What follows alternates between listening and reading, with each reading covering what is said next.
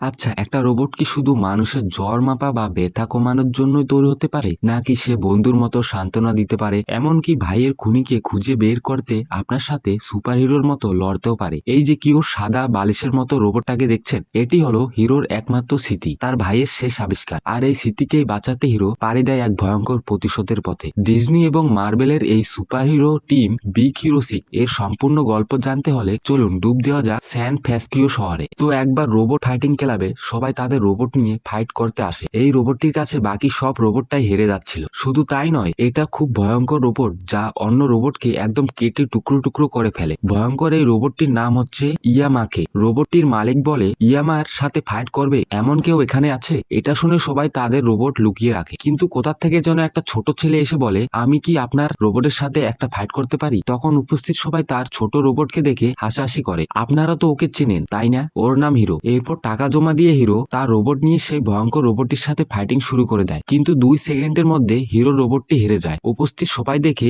অনেক হাসাহাসি করতে থাকে। তখন ওই ব্যক্তি বলে, বাচ্চা ছেলে, তোমার এই ছোট্ট রোবট নিয়ে আমার সাথে পারবে না, তুমি বরং বাড়িতে চলে যাও। হিরো বলে, আমি কি আর একটা সুযোগ পেতে পারি? আসলে আমি নতুন খেলোয়াড় তো। তখন ওই ব্যক্তি বলে, না, এটা সম্ভব না, তুমি হেরে গিয়েছো। হিরো তখন বলে, আমার কাছে আরো টাকা আছে। এরপর আবার ফাইটিং শুরু হয়ে যায়। হিরোর সেই ছোট্ট রোবটটির নাম হচ্ছে মেগাবট। হিরো তখন তার রোবটকে বলে, মেগাবট, ও রোবটকে একদম মেরে ফেলো। কিছুক্ষণ পরে হিরোর রোবটটি শান্তশিষ্ট থেকে একদম ভয়ঙ্কর হয়ে ওঠে। মুহূর্তের মধ্যে সেই ভয়ঙ্কর রোবটটিকে একদম টুকরো টুকরো করে ফেলে। এটা দেখে সবাই অবাক হয়ে যায়, কিন্তু যখন সে টাকা নিয়ে বাইরে বের হয়, ঠিক তখনই ওই রোবটের মালিক হিরোর হাত থেকে মেগা রোবটটি জোর করে নিয়ে যায়। আর তার কয়েকজন লোক এসে টাকাগুলো হিরোর কাছ থেকে ছিনতাই করতে চায়। ঠিক তখনই ওখানে হিরোর ভাই চলে আসে। ওনার নাম হচ্ছে টাডাসি। যাই হোক, দুই ভাই ওদের হাত থেকে বাঁচতে অনেক জোরে বাইক চালাতে শুরু করে। এমন সময় দেখা যায় যে মেগাবোট অটোমেটিক হিরোর কাছে চলে আসে। যাই হোক, গুন্ডাদের হাত থেকে তারা দুই ভাই বেঁচে ফিরলেও ট্রাফিক আইন অমান্য করার জন্য পুলিশরা তাকে ধরে নিয়ে যায়। তাদের আন্টি এসে পরবর্তীতে তাদেরকে জেল থেকে ছাড়িয়ে আনেন। মূলত তাদের আন্টি তাদের দেখাশোনা করেন। বাড়িতে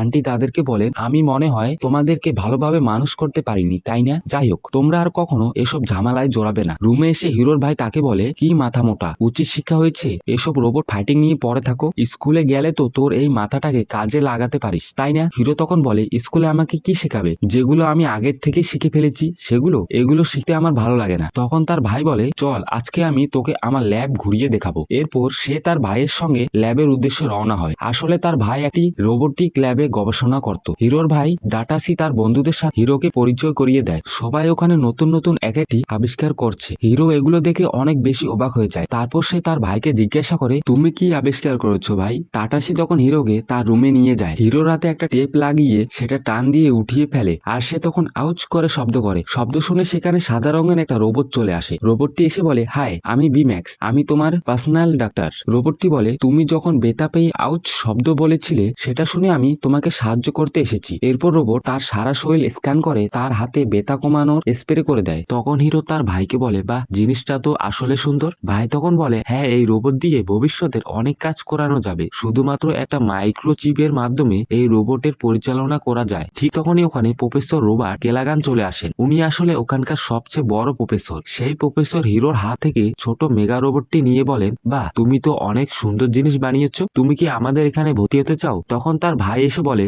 না, সে তো একজন রোবট ফাইটার হতে চায়। প্রফেসর গেলাগান বলেন, দেখো হিরো, তুমি চাইলে তোমার মেধা দিয়ে রোবটকে মানুষের অনেক কাজে ব্যবহার করতে পারবে।